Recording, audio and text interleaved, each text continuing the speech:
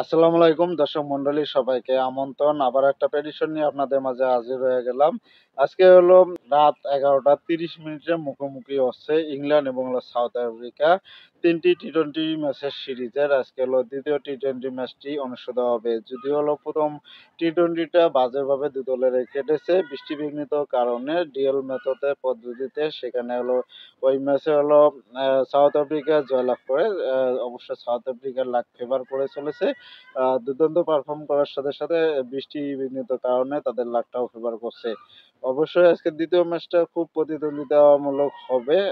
High voltage একটি match হবে, যেহেতু প্রথম ম্যাচটা বৃষ্টিবিঘ্নিত কারণে হলো ইংল্যান্ড হারতে হয়েছে এবং 1-0 ব্যবধানে হলো সাউথ আফ্রিকা দল এগিয়ে আছে।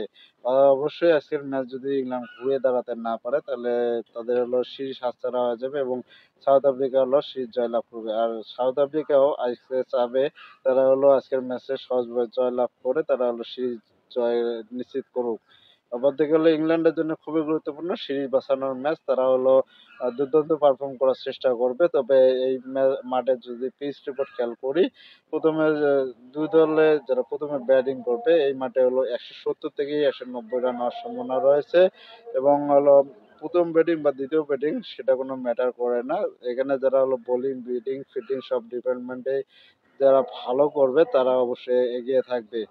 দুই দলের হেড টু হেড প্রেডিকশন যদি খেয়াল করি, টি-টোয়েন্টিতে দুই দল মোট মুখোমুখি হয়েছে 27টি। এর মধ্যে হলো 14টি টি-টোয়েন্টি ম্যাচ জয়লাভ করে সাউথ আফ্রিকা দল এবং 12টি ম্যাচ জয়লাভ করে ইংল্যান্ড। খুব কাছাকাছি, যদিও দুই দলের মধ্যকার একটি ম্যাচ হলো পরিত্যক্ত হয়েছে।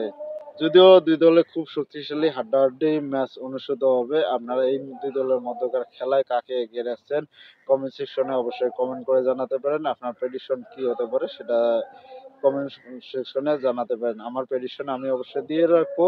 তবে এই সাউথ আফ্রিকা এবং হলো ইংল্যান্ডের মধ্যকার প্রেডিকশনে আমি সাউথ আফ্রিকায় আজকের ম্যাচে 60% এগিয়ে রাখছি এবং হলো ইংল্যান্ড তাদেরকে 40% এগিয়ে রাখছি।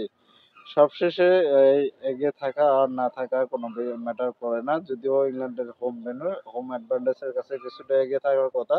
তারপরও বোলিং, ব্যাটিং, ফিল্ডিং সব ডিপার্টমেন্টে যারা ভালো করবে দিন শেষে তারাই হলো এই ম্যাচে এগিয়ে থাকবে। তাদের জয়ের সম্ভাবনাটা বেশি থাকবে। তারপরও একটা প্রেডিকশন বলে কথা, সেই প্রেডিকশনে অবশ্য আমি সাউথ আফ্রিকাকে এগিয়ে রাখছি।